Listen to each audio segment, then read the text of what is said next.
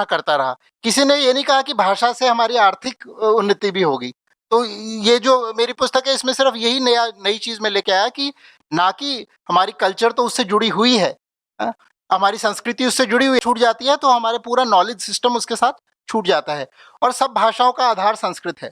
तो अच्छा दूसरी दूसरी आजकल का भ्रम क्या है कि सब लोग कह रहे हैं अरे सब लोग अंग्रेजी, मेरे को कई बार ये टिप्पणी मिली है, सब लोग अंग्रेजी पढ़ना चाह रहे हैं, आप तो लोगों को पीछे धकेल रहे हैं, सब लोग अंग्रेजी पढ़ना चाहते हैं। अरे सब लोग अंग्रेजी पढ़ना चाहते नहीं, सब लोग अच्छे जॉब चाहते हैं, सब लोग चाहते हैं कि हमारे को एजुकेशन अच्छी मिले, लेकिन उसका केवल विकल्प हमने अंग्रेजी बना दिया है। Only option has become English.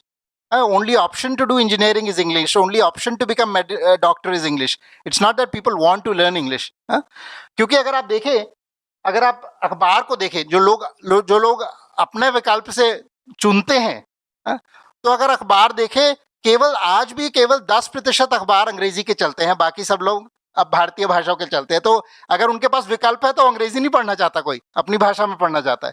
इसी तरह अगर आप उसको टीवी चैनल्स को देख ले, उसमें तो और भी ज्यादा है, 10% से भी कम है जो अंग्रेजी को सुनते हैं। सब लोग अपनी भाषा में ही पढ़ना चाहते हैं, अपनी भाषा में ही सुनना चाहते हैं, लेकिन हम उन पर अंग्रेजी थोप रहे हैं और उसके कारण क्या हो रहा है कि हमारी सारी की सारी ज्ञान व्यवस्था है, हम पूरी की पूरी 90% भारतीयों को हमने गरीब जानबूझकर रखा हुआ है, उन पर अंग्रेजी छोप के, और वो उनको हम नौकर बनाते हैं। तो हम बहुत खुश हो रहे हैं कि हमारी नौकरों की सप्लाई चलती रहती है, क्योंकि उनको उसके कारण हो रही है, क्योंकि वो अंग्रेजी नहीं सीखते। भाषा है उसमें ज्ञान को लेकर आए।